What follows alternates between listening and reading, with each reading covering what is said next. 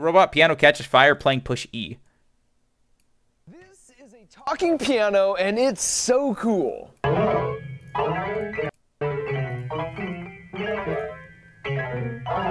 So this cool ass piano talks, and they fucking got it to set on fire. And his name is Chopsticks. So in addition to talking, he can play simple songs like that, but also like really complicated songs. So today, not only will we talk about the science behind making a piano speak human, but later, he's gonna play the drums for us and sing for us. Not yet, Chopsticks. Remember, for my videos, that song usually comes a little bit later.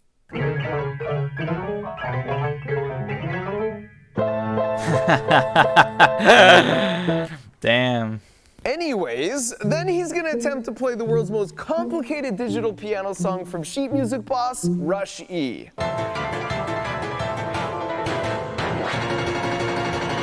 There's a reason this song— What the fuck do you expect? has never been played with an actual real-life piano, so I've legitimately got a couple fire extinguishers on hand in case the whole thing goes up in flames.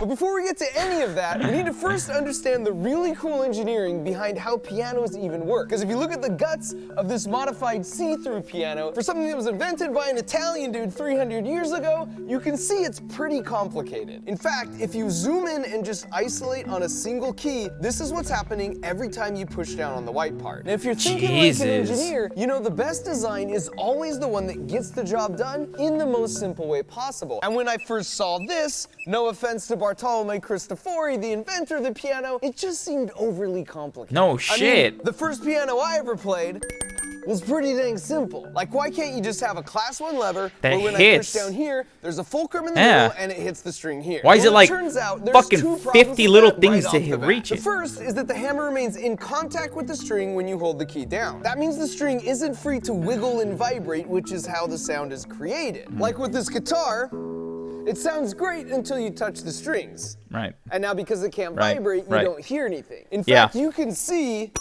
that's exactly the problem with this toy piano. The second problem is this is an upright piano, so the strings must be vertical to fit. But that's an easy enough fix if we shift them here and add an extra hinge point. However, you'll notice we're still damping the string. And as you can see, the piano should continue making sound even if I'm holding the key down. So how do we do that? Well, adding Bartolomeo fucking 90 got pieces. real clever and added a little extra hardware here. So now when you press the key, this jack flings the hammer forward so it hits the string, but then the jack releases it, which moves it out of the way so the hammer can move back and not dampen the string. Fun fact, most people think pianos are considered string instruments, but this hammer-like action is why they're actually classified as percussion. Okay, so that's cool. The piano's fucking awesome. It will continue to make noise. But wait, if I let my finger go, the sound should stop. So something is damping that string. But if you look at our current build, you can see if I let the key go, there's nothing to stop the string from just continuing to vibrate and make sound. To solve this, Bartolomeo added an extra pivot point and some more hardware. So now you see this damper rests on the string and keeps it quiet until you press the key down. Then the hammer strikes, then it's free to vibrate and create noise all the way up to the moment the key is released. And finally, that is a lot of work. Really quickly and repeatedly like this, I need the hammer to be close to the string and not way back here like this. So by adding this backstop, it keeps the hammer close after each hit in case I need to quickly hit it again. So there you have it. Jesus. Apologies to my fellow engineer Bartolomeo. It turns out it's only as complicated as it needs to be and no more. It's also sort of simplistically beautiful that all that functionality is from only one input every time you press a single key. Now, Chopsticks here is a special case, not only because he's see-through, but because he can play himself. And it is true, pianos that play themselves have been around for over 100 years, but there's an important difference here. An old player piano works by scrolling through a paper sheet like this, and when it encounters a hole, it passes air through, which plays the key. So all the keys are played at full force. That's like insane sounding on its own. What?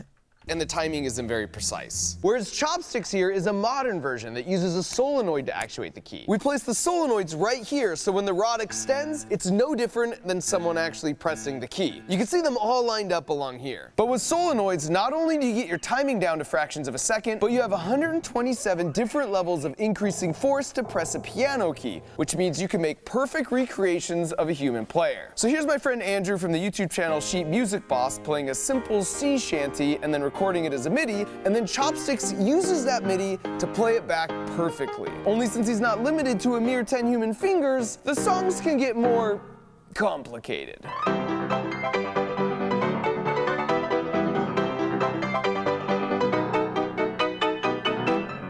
Fucking awesome.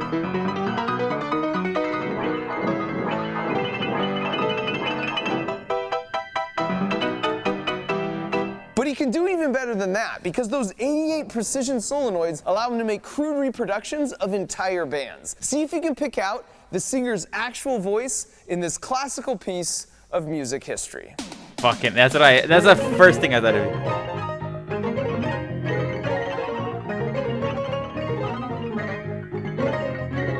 That's wild, man. That's so fucking cool.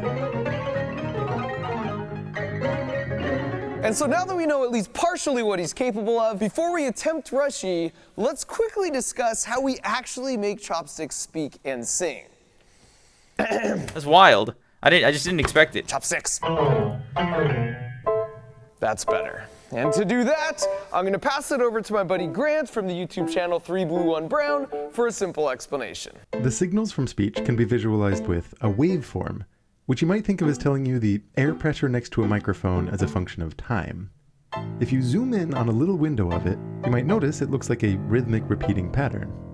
As it happens, one of the most delightful facts from math tells us that for pretty much any signal, you can express it as a sum of pure sine waves, which in the context of sounds correspond to pure pitches, higher frequency sine waves giving you higher pitches. If you want to perfectly reconstruct the original signal, this often requires adding a very large number of pure sine waves, each with a different height. Now, a favorite tool in signal processing is something called a Fourier transform, which you can think of as telling you the heights of each one of these sine waves as a function of the frequency you're dealing with. Right. So for a piano project, if you take this Fourier transform and you just consider the peaks, it's a way of giving you the most important notes to be played to recreate the sound. If you add just a handful of these dominant frequencies, you'll get a signal which is almost but not quite the original signal. And if we do this process across many different little windows of our full signal, it's a way of telling us what notes should be played at what time and with what level of intensity. That's so cool. Could you have the magic piano play now? If you do it right, you can get something that sounds like this. Hey Chopsticks, repeat after me. Now I do have to come clean and admit that I am cheating a little bit by putting the words Chopsticks is speaking up on the screen. As humans, 80% of the information our brains gather about our surroundings comes from our sense of sight. And so as our dominant sense, our brain really leans on our eyes even when processing. Play it without. If you don't believe me, here's 2 tests you can do right now. Yeah. Number 1, go back and rewatch any part of this video where Chopsticks is speaking. Only this time, close your eyes and see how much harder it is to understand him. And number 2, maybe you've heard this audio clip from some random 80s toy saying the word green needle voice in this classical piece of music history.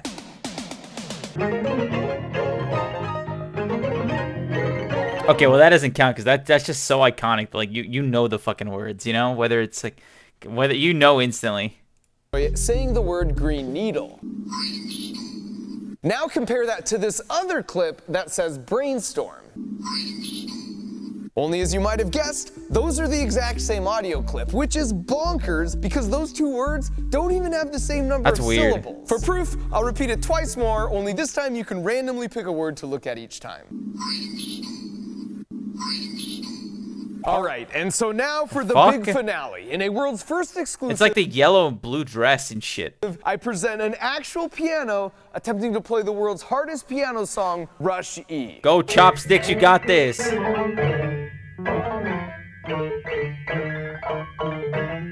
Of course, buddy. Good luck.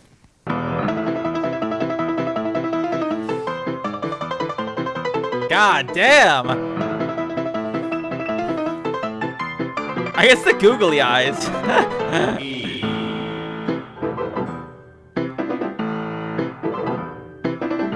Oh, Jesus.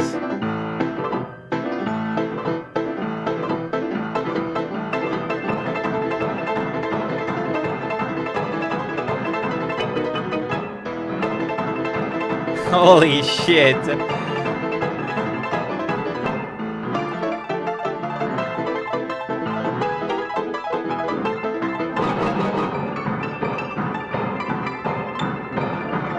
Is that actually smoking? Or is that effects?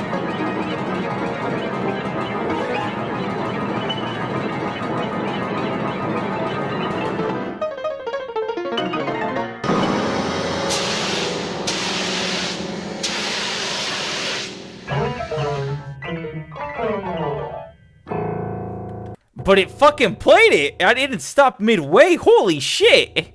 That's fucking amazing. Making a YouTube video to try and teach you something is that it's just not very interactive, which is why I'm pleased to say my friends at Brilliant.org, who just so happen to be supporting this video, have solved this issue. And if you don't know, Brilliant is a problem-solving website and app that has over 60 courses, including topics in math, science, and computer science. But their real special sauce is all about making the content interactive, which is way more effective at building your intuition. My favorite one so far is their scientific thinking course, where instead of memorizing specific formulas, that interactivity builds intuition about general principles you see in the everyday world around you. And it works great on both desktop and mobile, so instead of picking up your phone and mindlessly scrolling a newsfeed that leaves you feeling sad, with Brilliant you get this addictive experience which leaves you feeling stoked by unlocking the hidden principles that govern our amazing world. So if you want to grow your brain and support my channel at the same time, go to brilliant.org.